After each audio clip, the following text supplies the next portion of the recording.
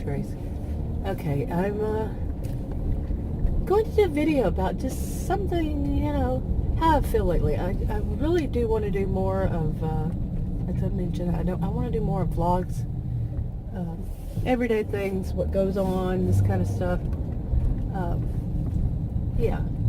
And today was the day I went and got Adam's SUV's tire changed and everything. And it was an hour-long ordeal. A little over an hour, actually. And me telling them, asking the guy, and he was really rude. He said, all of our services are an hour. I said, well, why didn't they tell me that when I called? They said that I don't want to be sitting around waiting on all this kind of stuff. How, they should have said, well, it takes about this time. He was just rude. So, yeah. Okay, anyway, I'm kind of rambling today, but, I want to do videos that, my videos are always about what's going on, around me, or with things that have happened or are happening. And, although I might put it in a different way, but, it's more of, you're not alone, okay? This is what happens to me, what happens to you. And the question's always there, what about you? Do you experience the same kind of thing? Sorry, I'm dealing with allergies. But, sometimes what I feel really is I don't want to give it too much, it's the word credence. Don't want it to have such a big deal, in my life. Even though I know these things happen every day. Every day that I go out and do something, or I have to deal with somebody over the phone, it's not like I get much of a break from it. And like I say, I shouldn't be happy if I go to a store and only one thing happens. It's not always it happens to me, but I'm either a witness or it does happen to me.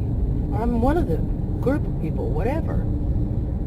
But I shouldn't be happy if only one thing happens. And that, I had a video, I don't know if I'm going to put it up or not. I don't know if I did put it up.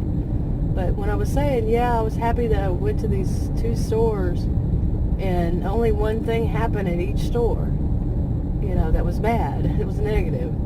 Not bad, or just negative, And I really don't want to keep that kind of stuff in my mind. But at the same time, I think that might be why sometimes, I'm not blaming any of us victims, but, people don't talk about it. People don't do what they need to do, whatever situation it is. A little sneezing fit, come on.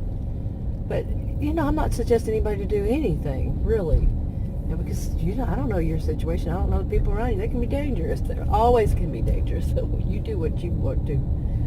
You got to take the consequences of your own actions or inactions. But as far as, people not talking about that, these things happen, and there really needs to be something that goes on that starts to change this. That people, I don't know, I could be wrong, but I think that, so to show, this kind of behavior isn't acceptable. But I think we went to an extreme where, when I was younger, everybody pointed out what wasn't acceptable. People were involved, they were engaged in what was going on in their social world. Maybe a little too much. Then after that, time went by, nobody's interested. Too many people are, like the experience I just had, some, young woman in there didn't even acknowledge I existed when I walked up.